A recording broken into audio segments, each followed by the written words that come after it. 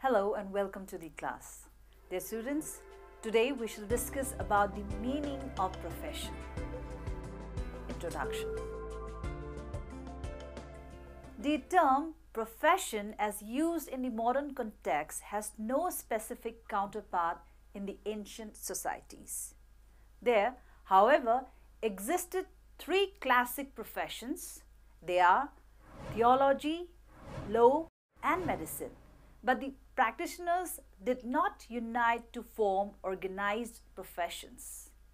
These three professions had for a long time in the West a prestige which was highly prized and jealously guarded. By the end of the 18th century, the impact of scientific age and industrial revolution created new areas of specialized intellectual activity and the need for new professions which began to proliferate rapidly. The use of word profession or professional is not so old. In this regard, some educationists have defined these as when a number of people found to be practicing indefinite techniques based on specialized training. It may also be defined as under A. Based upon serving, that is occupation. B. Based upon subject, that is specialization. C. Based upon technical, that is qualification. D. Based upon intellectual, that is diversion. E. Based upon social welfare, that is intention. F. Based upon full-time, that is devotation. G. Based upon expert, that is consultation. H. Based upon fee, that is monetary motivation. I. Based upon loyal, that is association. J. Based upon ideal, that is communication, etc. Few words are loosely used as profession. Almost every specialized group and its members can claim to offer a significant service to society, begin to identify themselves as professionals. Occupations that were new a few years ago are fully recognized professions. New professions are emerging at an accelerating rate. Even within a specific profession, a high degree of specialization is splitting it into several professional groups. Moreover, many of the recognized professions are developing sub-professional groups which perform the less specialized skills of the profession. First of all, let us talk about the evolution of profession. Evolution of a profession is not a matter of chance but effort, hard work and sincerity of the people who comprise it. The term profession as used in modern society had no counterpart in the ancient world. In Greece, Carmen, in the year 1961, writes about profession. The lawyer was not a trained advocate practicing before a specially trained judge. He was the litigant's friend speaking on his behalf before the litigant's peers. In Rome, Becker, in the year 1962, commented on professional. As the general rule, the physician was only a slave in a wealthy household. Accountants, engineers and architects were employees of the state. During the Middle Ages, men who provided what we now think of as professional services were either members of the priesthood or members of exclusive guilds. The medieval universities arose from the influence of these guilds and became the training centers for the professions. The common organization of the universities was clustered around 4 faculties: the faculties of arts, theology, law and medicine. Eventually, the professions broke away from the dominance of the church and set up their own associations, which in turn established centers of training for their membership. The Royal College of Surgeons, founded in Europe in 1518, is one example of this shift in control, although the connection with the church continued for some time. By the end of the 16th century, with the exception of teaching, the professions had become secularized. That is, those pursuing training no longer joined the holy orders. They formed their own secular guilds. Teaching, however, continued to be dominated by the church until some time after the Reformation, and teachers continued to be members of the priesthood. Throughout the 18th century, divinity, law, and physics, that is medicine, continued to be recognized professions. Now coming to the meaning of profession.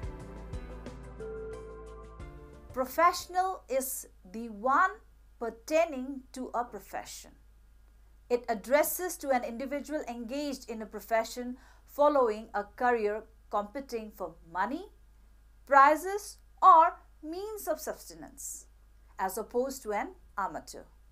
A professional is about the capability of a person showing the skill, artistry, demeanor, and fulfilling the minimum requisites of entry and conduct appropriate of a particular profession.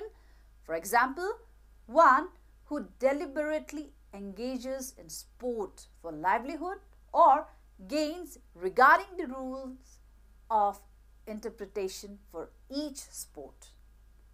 In a simple way, professional can be called as people who carry out application of their knowledge and technical skills. A professional creates some control over others to get admitted to professional ranks. Rules and ethics to govern philosophy and practice of the profession and for the benefit of its collective membership and the society. To quote for a few examples, medicine, law, communication, education and physical education and sports etc. are truly fit in its ambit. According to Chambers English Dictionary 1990, the word profession connotes the act of professing, an open declaration, an avowal, a pretense, and employment not mechanical and requiring some degree of learning and cutting. Habitual employment, the collective body of persons engaged in any profession, religious belief, entrance into a religious order, the vow then taken. One of the puzzling aspects of the professions is the comparatively few studies which have been devoted to their history. In general, there is relative paucity of published research, references, and related literature of historic and interpretive nature on this subject. So, also the term profession lacks a precise definition. Let us discuss about the definition of profession. According to Carl Saunders, year 1928, a profession may perhaps be defined as an occupation based on the specialized training and intellectual study with the purpose to provide skilled training on advice to others with a definite fee or salary. The above quotation, fee or salary, needs emphasis in today's context and is of no consequences since remuneration mode is commonplace in view of the emergence of new professions whose members are largely salaried workers. He also defines as the profession emerges when a number of people are found to be practicing with a definite technique based on the specialized training. Stan Hassis defined profession as a practice of discipline to the service of mankind. On the other hand, Rakesh Gupta expressed the explanation of profession into the following threefold dimensions, such as A. Specialized expertization in the field. B. Full-time assigned advocation. C. Source of earning of money in lieu of provided service. Now let us talk about what are the criteria of profession. If profession lacks a precise definition, the identification of criteria applicable to profession emerges as quite clear. Following are the 6 criteria of profession given by Abraham Flexer, 1950. First, they involve essentially intellectual operation. Second, they draw their raw material from science and learning. Third, they work up this material to a practical and definite end. 4. They possess an educationally communicable technique. 5. They tend towards self-organization. 6. They are becoming increasingly altruistic in nature. To the above 6 criteria, Lieberman M. in the year 1956 added 2 more criteria of greater significance as given below. 1. A broad range of autonomy for both the individual practitioners and for the occupational group as a whole. And 2. An acceptance by the practitioners of broad personal responsibility for judgments made and acts performed within the scope of professional autonomy. The outstanding marks of recognized professions are easily identifiable. If intellectual competence, scientific knowledge, and continuous learning are the fundamentals, then professional association formation is simply essential as a reflection of the normal urge of humans to band together to further common interests. This explains why most professions have been able to emerge with a single, overall, all-inclusive general association of practitioners. Quite often, special interest associations are noted, but these are typically subsets of the whole. Now, coming to the significance of the profession. The professional is a biomedia to serve in a respective area of the specialization. The professional should have his own significance to get the recognition as professional in the field.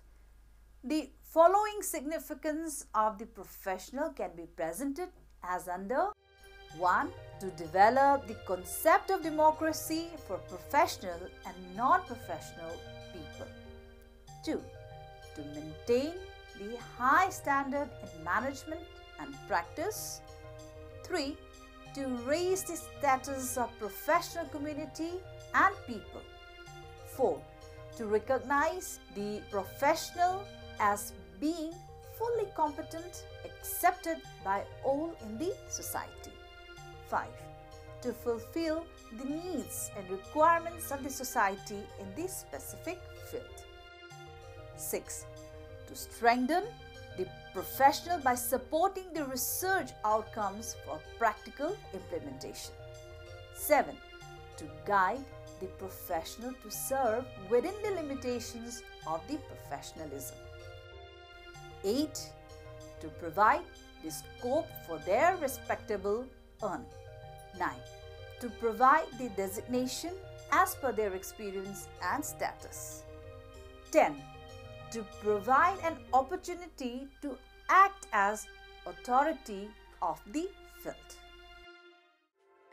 Now, let us discuss about physical education as a profession.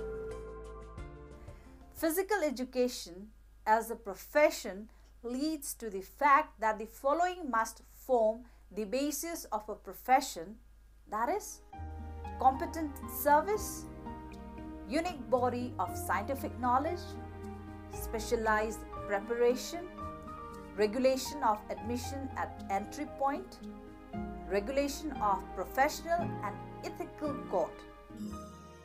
Although each profession is different, but they all observe the following practices.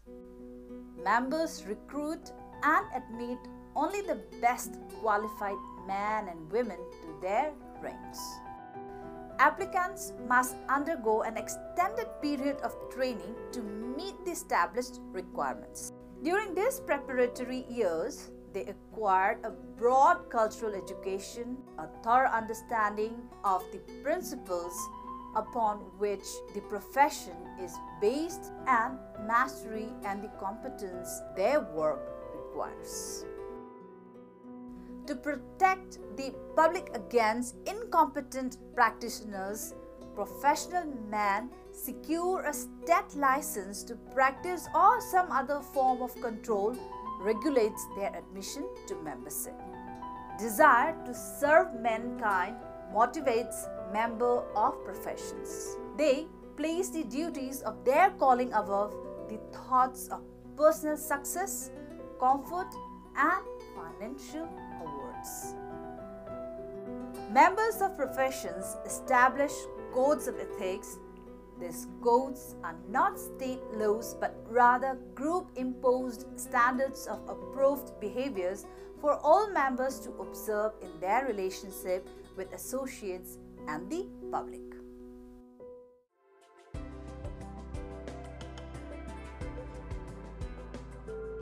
So, after having all the discussions, to conclude, by profession, the underlying consensus amongst varied authorities nevertheless leads to those occupations that fulfill certain criteria normally associated with profession as against occupations.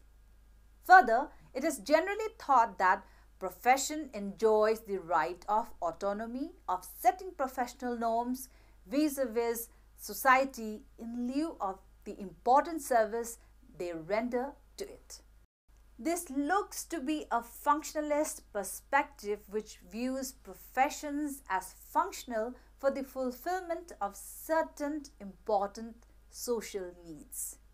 Thus, the term profession, which is described in many ways depending upon one's orientation, often is narrowed down to those occupations that require advanced study in college or university to assure of certain competence in a particular field with technical basis, asserting an exclusive jurisdiction, link both skill and jurisdiction to standards of training, and convince the public that its services are uniquely trustworthy.